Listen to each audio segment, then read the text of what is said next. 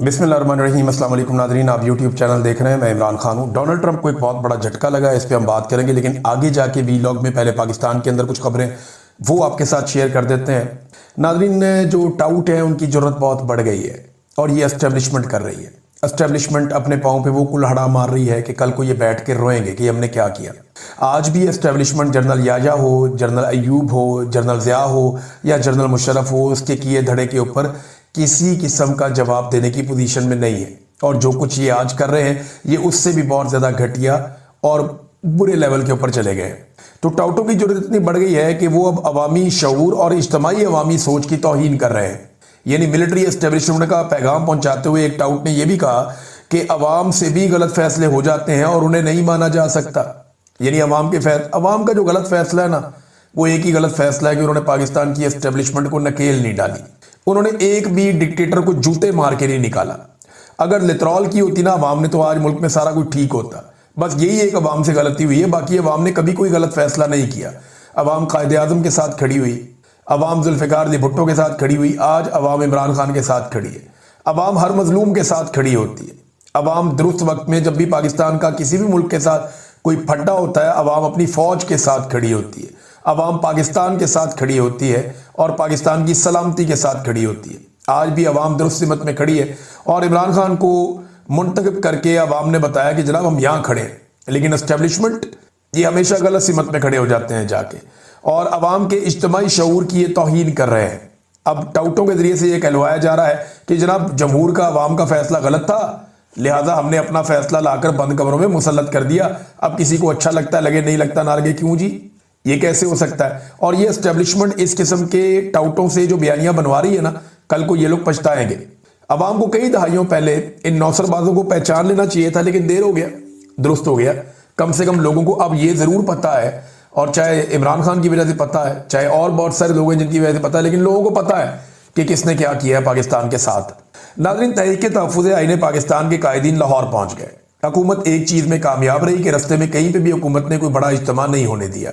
रस्ते में जहां पे भी रुकने की कोशिश करते थे, गाड़ियां तोड़ते थे, धक्के मारते थे, मार कुटाई करते थे। इनको यानी पूरे रस्ते में इनको फेंटा लगाते लगाते लगाते लगाते ये लोग पहुंच गए जैसे तैसे करके लाहौर। अब लाहौर में इनकी एक्टिविटीज क्या होंगी ये आपको आने वाले वक्त में पता चल जाएगा, लेकिन फस्तायत का जो एक निज़ाम एस्टेब्लिशमेंट और नवाज शरीफ ने मिलकर बनाया है वो अब नजर आ रहा है। नवाज शरीफ ने जो पाकिस्तान की सियासत के साथ किया, अपनी सियासत के आगाज से लेकर आज तक, उसमें कोई भी ऐसी काबिल फ़ख्र चीज़ नहीं है जिस पे ये ख़ानदान इतरा सके कि ये जमहूरी था या ये जमहूरी रवायात के मुताबिक था। नवाज शरीफ की औलाद भी बिल्कुल नवाज शरीफ के रास्ते में चल रही है।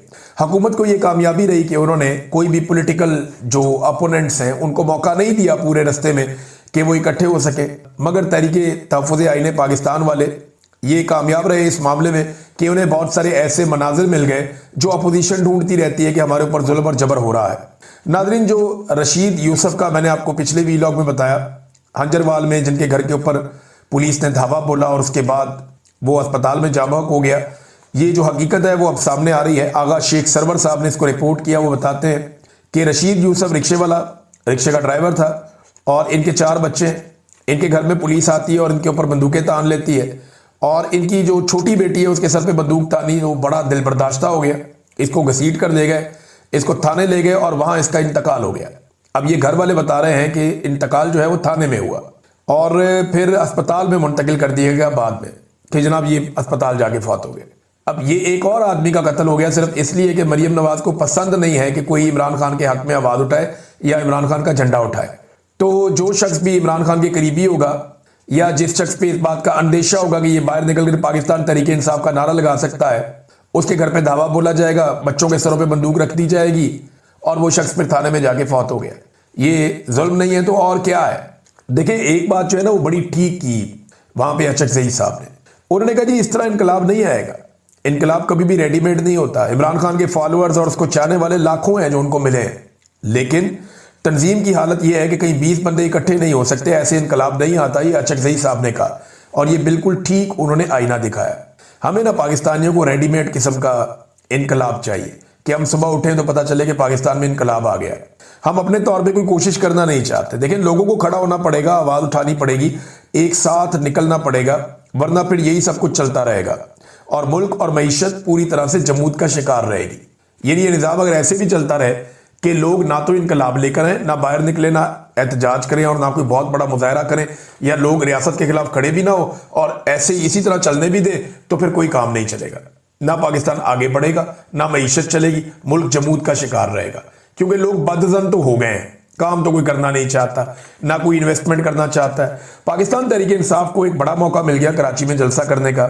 तहरीक इंसाफ के लोग काफ़ी एक्साइटेड हैं कि मज़ार कायद पे नज़दीक वो एक जलसा कर सकते हैं। ये एक बड़ी कामयाबी बन सकता है अगर अहले कराची निकल आए, क्योंकि जब इमरान खान साहब की हुकूमत गिराई गई थी तो सबसे पहले कराची बाहर आया था। कराची के शहरियों ने एक बहुत बड़ा एहतजाजी मुजाहरा किया था, वहाँ पे उन्होंने इमरान खान का नारा बुलंद किया था और उसके बाद एक तहरीक बन गई थी। अब कराची के पास दोबारा मौका है कि वो सबसे पहले मोमेंटम बनाए और सबसे आगे बढ़ जाए। अभी तक पाकिस्तान पीपल्स पार्टी ने कोई भी काम जमहूरी नहीं किया, लेकिन मुझे हैरत होगी अगर पाकिस्तान पीपल्स पार्टी इस जलसे के रास्ते में रुकावट ना डाले। देखते हैं कि इस मरतबा ये क्या करते हैं। पीपल्स पार्टी की जमहूरियत क्या है वो तो आप सब जानते हैं। एक डिक्टेटर की तरह जरदारी खानदान इस पार्टी को अब चला रहा है, कोई सवाल करने वाला ही नहीं है। अभी एक वीडियो हम देख रहे थे कादर पटेल साहब की, वो जिस तरह जरदारी साहब को मिले हैं बिल्कुल बहुत नीचे तक पहुंच गए, और जैसे वो मिले हैं पता नहीं अब उसको कोई जवाब दे सकते हैं। बहरहाल इस तरह तो कोई किसी को नहीं मिलता जैसे जरदारी साहब को पटेल साहब मिल रहे थे। तो ये अब एक तरह की डिक्टेटर है जरदारियों की इस पार्टी के अंदर। नादरीन, एस्टेब्लिशमेंट का चैनल है एक, उसका सर्वे आ गया सोशल मीडिया पे, उनका डिजिटल चैनल है। तो मिलिट्री एस्टेब्लिशमेंट ने ना सहाफत या डिजिटल मीडिया के मैदान में भी खाची मारी है। यानी फिल्म हो इस किस्म के सर्वे का। डिजिटल मीडिया को ना ये समझते हैं, ना सोशल मीडिया को समझते हैं, ना इन्हें आइडिया वो कैसे काम करता है, फिर टकेगा इनको समझ नहीं है उसके बारे में। ये सोशल मीडिया को जानते ही नहीं है, इन्हें पता ही नहीं है। वो आम आदमी है, वो लॉजिक के ऊपर बात सुनता और करता है। इन्होंने अजीबोगरीब सर्वे कर दिया। सर्वे में एक तरफ कह रहे हैं कि 70% नौजवान बेरोजगारी से परेशान हैं, 55% नौजवानों ने यह कह दिया कि पिछले साल की निस्बत हमारी माली हालत खराब हो गई है। ये नौजवानों का सर्वे हो रहा है। और फिर साथ ही कह दिया कि नौजवानों में नून लीग की मकबूलियत बढ़ गई है। और भाई 70% कह रहे हैं कि बेड़ा गर्क कर दिया इन्होंने, 55% कह रहे हैं कि हमारी हालत ही बुरी कर दी इन्होंने, और उसके बाद कह रहे हैं जी नून लीग की मकबूलियत बढ़ गई, पीटीआई की कम हो गई, और फौज के ऊपर नौजवानों का एतमाद बढ़ गया। फिटे मुंह जनाब ताड़े सर्वे का भी और आपके डिजिटल मीडिया की कार्रवाइयों का भी। यानी डिजिटल मीडिया बनाया तो कुछ थोड़ा लॉजिक के साथ बनाया ना। एक ही सर्वे के अंदर दो तरह की अलग अलग बातें कर दी। एक तरफ कह रहे हैं कि लोग बिल्कुल मुतमईन नहीं है, दूसरी तरफ कह रहे हैं जनाब जिनसे मुतमईन नहीं है उनकी मकबूलियत बढ़ रही है नौजवानों में। हद नहीं होगी। तो ये इसी तरह की कार्रवाइयां हमेशा डालते रहे और ये समझते रहे कौम बेवकूफ है, लोगों को अक्ल नहीं है, लोग बहुत सियाणे हैं और लोग एक एक चीज पे नजर रखते हैं। ये 2025 में आपको याद है जब गर्मियां आई थी तो इन्होंने अनाउंस किया था, ये वफाकी वुज़रा बैठ बैठ के टीवी पे अनाउंस कर रहे थे कि जनाब हमने आईपीपीज को सेटल कर दिया, अब आप बेफिक्र हो जाएं, अब बिजली की कीमतें बहुत कम हो जाएंगी। और अब लगातार बिजली की कीमतें कम होने का टाइम आ गया।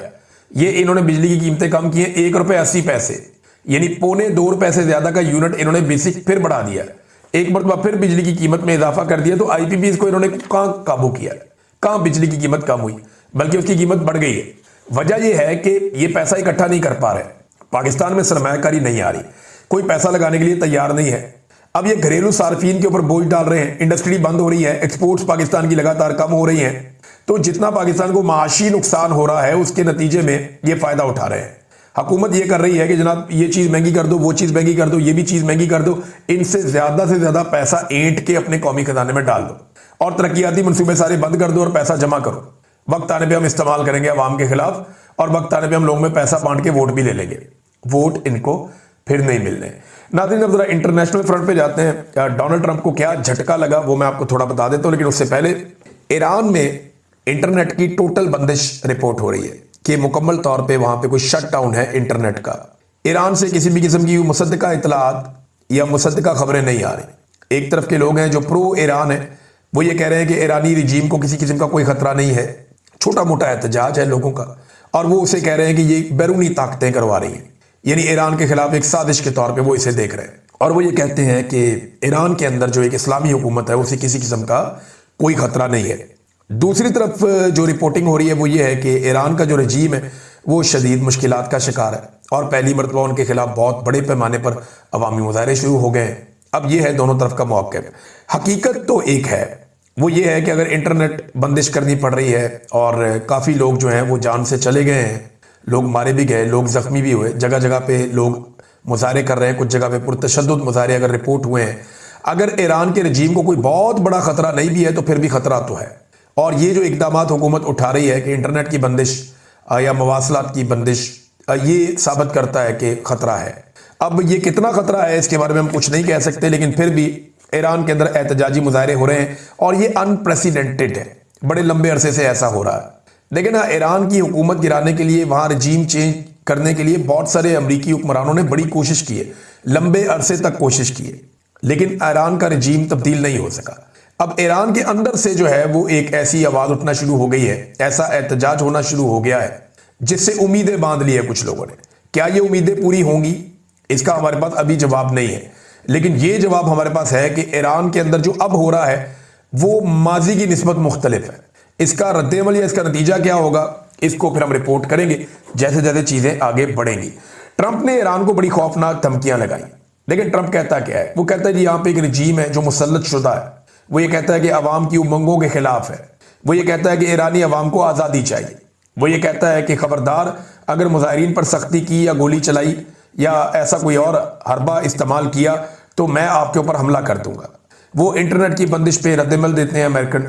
लेकिन पाकिस्तान में जो मौजूदा रजीम है वो भी ये सारा कुछ पाकिस्तान में कर रहा है और करता चला आ रहा है, लेकिन इस पर अमेरिका बिल्कुल आंखें बंद करके बैठा रहता है। इलेक्शन पाकिस्तान में चोरी हो गया, हारे हुओं को मुसल्लत कर दिया गया, इंसानी हकूक पामाल कर दिए गए, लीडरों को जेलों में डाला गया, फौजी अदालतों से सजाएं हुई, चादर और चार दीवारी पे बार बार हमले हुए, खवातीन के साथ जुल्म हुआ, कत्लेआम पाकिस्तान में बार बार किया गया, इंटरनेट की बंदिश पाकिस्तान में एक रूटीन बनती रही और फायरवॉल पाकिस्तान में मामूल बन गया, मगर नतीजा अमेरिका की तरफ से किसी किस्म का कोई जो है वो रद्द-ए-अमल नहीं आया। पाकिस्तान के अंदर जो चीजें होती हैं उन्हें वो पाकिस्तान का अंदरूनी मामला कहते हैं। ईरान के अंदर जो चीजें अगर कम भी हों या ज्यादा हों तो वो उसे एक इंसानी हकूक का मामला कहते हैं और इसे एक बैनुल अक़वामी मामला समझते हैं। तो मामला सिर्फ अमेरिका के कौमी मफाद का है। अमेरिकन ये देखते हैं कि जहां पे उनका कौमी या उनका मुल्की मफाद है वहां पे वो कह देते हैं कि जनाब ये एक ह्यूमन राइट्स का इशू है, इस इशू के अंदर पूरी दुनिया को सामने आना चाहिए और हम इसके खिलाफ ताकत का इस्तेमाल करेंगे। लेकिन जहां पे अमेरिका के मफादात दूसरी तरफ हो और उस रजीम के साथ हो जो रजीम मुसल्लत किया गया हो तो फिर अमेरिका उसे उस मुल्क का अंदरूनी मामला कह देता है। यही हम देख रहे हैं। लेकिन अमेरिका के अपने अंदरूनी मामला कैसे हैं? खासतौर पर एक खातून जो एहतजाज कर रही थी उसकी हलाकत के बाद अमेरिका के अंदर एहतजाज शुरू हो गए। काफ़ी एहतजाज हो रहे हैं, बहुत ज़्यादा वायरल हो रही है कुछ वीडियोस अमेरिका में, ख़ास तौर पे रिपब्लिकन के जो सपोर्टर्स हैं। लेकिन डोनाल्ड ट्रंप के जो सपोर्टर्स हैं ना वो बड़े हार्ड लाइनर्स हैं, वो राइट विंग के लोग हैं। वो ये कहते हैं कि जितने भी यहाँ पे इमिग्रेंट्स हैं जो बाहर से आए हुए लोग हैं उनको निकालो यहाँ से। दूसरा, वो ज़रा थोड़े उनका रद्द-ए-अमल और तरह का होता है, उनको सिर्फ रिलीफ चाहिए अपने लिए, अमेरिकन के लिए। जबकि जो डेमोक्रेट्स हैं वो फ्लेक्सिबल हैं इन मामलात में। और वहाँ पे ये जो एक कत्ल हुआ खातून का, उसके बाद मामला काफ़ी ट्रिगर हो गया। डोनाल्ड ट्रंप को बहुत बड़ी सपोर्ट मिली थी ऐसे लोगों से जो डेमोक्रेट से नाराज हो गए थे इसराइल के फ़लस्तीन के ऊपर अटैक के बाद। मुख्तलिफ चीज़ें थी जिनकी बिना पे बहुत सारे मुसलमान तबका या जो इमिग्रेंट्स हैं उन्होंने डोनाल्ड ट्रंप को तरजीहन वोट दे दिए थे। लेकिन डोनाल्ड ट्रंप ने अपनी पॉलिसी जब वापस आके इम्प्लीमेंट की तो वो लोग नाराज हो गए। अब हो ये रहा है कि अमेरिका में मिड टर्म इलेक्शन आ रहे हैं, मिड टर्म इलेक्शन मार्च में आ रहे हैं और डोनाल्ड ट्रंप खतरे में आ गए। डोनाल्ड ट्रंप को यह लगता है कि अगर वो इलेक्शन हार गए मिड टर्म इलेक्शन तो उनको इंपीच कर दिया जाएगा और डोनाल्ड ट्रंप ने इस खतरे का इजहार अपने मुंह से कर दिया। नॉर्मली अमेरिकन प्रेसिडेंट ये बात नहीं करते कि मुझे इंपीच कर दिया जाएगा। डोनाल्ड ट्रंप ने पहले ये कह दिया कि अगर मैं ये इलेक्शन हार गया तो मुझे इंपीच कर दिया जाएगा। मिड टर्म इलेक्शन में जो सर्वेदारे हैं उनमें डेमोक्रेट्स की थोड़ी सी बेहतरी दिखाई दे रही है, जबकि रिपब्लिकन क्योंकि वो गवर्नमेंट में है और मल्टीपल इश्यूज हो चुके हैं, कुछ ऐसे स्कैंडल्स सामने आ चुके हैं और कुछ ऐसे इश्यूज हैं अमेरिका के जिन पे डोनाल्ड ट्रंप ने वादे किए थे लेकिन वो काम हुआ नहीं, तो अब लोग थोड़े से खाइफ भी हैं। तो 1.5 साल के बाद क्या लोग अपना मौक़िफ़ मुकम्मल तौर पे बदल लेंगे? तो जो सर्वेदारे हैं वो ये कह रहे हैं कि डेमोक्रेट्स के मुकाबले में रिपब्लिकन्स कम मकबूल हैं इस वक्त और डेमोक्रेट्स शायद ज़्यादा सीटें जीत जाएं। अच्छा, अगर डेमोक्रेट्स ज़्यादा सीटें जीत जाते हैं तो फिर क्या होगा? देखें, अभी एक डेवलपमेंट ऐसी हुई है अमेरिका में जो डोनाल्ड ट्रंप के लिए बड़ी खतरनाक है। इनके जो सेनेट के अंदर वोट होते हैं ना वो 100 होते हैं। 100 में से 53 जो हैं वो डोनाल्ड ट्रंप के हैं, यानी वो जब चाहे सेनेट से कोई बिल या कानून पास करवा सकता है। लेकिन पहली मर्तबा ऐसे हुआ कि डोनाल्ड ट्रंप के 5 सेनेटर्स ने अपोजिशन के साथ मिलकर डोनाल्ड ट्रंप के खिलाफ ही एक बिल पास करवा दिया। और ये वेनेजुएला के हवाले से डोनाल्ड ट्रंप जो ताकत का इस्तेमाल कर रहा है, डोनाल्ड ट्रंप की ताकत को कंट्रोल करने के लिए ये एक बिल है। सिंपल मैं आपको बताऊं, तो यहां पे क्योंकि कानून साजी हो गई और एक बिल पास हो गया डोनाल्ड ट्रंप के खिलाफ उस सेनेट के अंदर जहां पे डोनाल्ड ट्रंप की अक्सरियत है, तो ये उसके लिए बहुत बड़ा झटका है। और डोनाल्ड ट्रंप ने बाकायदा उन लोगों के नाम लेकर सेनेटर्स के ये कहा कि इन्हें दोबारा कभी नहीं आना चाहिए। अब आगे इलेक्शन आ रहा है मिड टर्म में, अगर मजीद सेनेटर मिल जाते हैं डेमोक्रेट्स को और डोनाल्ड ट्रंप अपनी यहां पे मेजॉरिटी खो बैठता है, देखें जो उसका कौमी असम्बली जिसको हम पाकिस्तान में कहते हैं, हमारे यहाँ पे कौमी असम्बली और सेनेट है ना, वहां पे कांग्रेस और सेनेट है, तो उनकी जो कांग्रेस है वहां पे भी जो फर्क है 7 वोटों का फर्क है, 7 वोटों का फर्क है। और अगर वहां पे वो फर्क मिटाने में कामयाब हो जाती है, अगर 4 बंदे भी टूट के इधर वोट डाल देते हैं तो डोनाल्ड ट्रंप फारिग है। और ये यहां पे 5 सेनेटर्स का टूट जाना डोनाल्ड ट्रंप के लिए एक बहुत बड़ा झटका है। डोनाल्ड ट्रंप की सदारत तो खतरे में नहीं है, मैं ऐसा नहीं कहूंगा, वो इसलिए क्योंकि देखें इंपीच किया गया अगर डोनाल्ड ट्रंप को तो उसका एक तरीकाकार है अमेरिका में, और वो ये है कि उनकी जो कौमी असम्बली है या जिसको वो कहते हैं कांग्रेस, वहां पे अगर वोटिंग होती है और सिंपल मेजॉरिटी से डोनाल्ड ट्रंप के खिलाफ फैसला आ जाता है तो इंपीचमेंट हो गई। फिर ये मामला चला जाएगा सेनेट के अंदर, फिर सेनेट बैठेगी, चीफ जस्टिस उनके ऊपर बैठेगा और ये फैसला करेंगे कि डोनाल्ड ट्रंप का करना क्या है। और वहां से भी अगर डोनाल्ड ट्रंप को 2/3 मेजॉरिटी से फारिग कर दिया गया तो फिर ये फारिग हो जाएंगे। तो ऐसा मुझे नहीं लगता कि ये होगा, लेकिन डोनाल्ड ट्रंप के हालात बहुत पतले हो जाएंगे और उनके पास हुकूमत चलाने के लिए जो एक ताकत है वो कम हो सकती है। यानी वो नए बिल पास नहीं करवा सकते, नई कानून साजियां नहीं कर सकते, और जो वो मनमानी चीज अगर करना भी चाहें तो वो नहीं कर सकते। दूसरी जानिब उनके मुखालिफिन जो है वो बिल पास कराने की पोजीशन में आ जाएंगे, तो डोनाल्ड ट्रंप सदर तो रह सकता है लेकिन वो कमजोर हो जाएगा।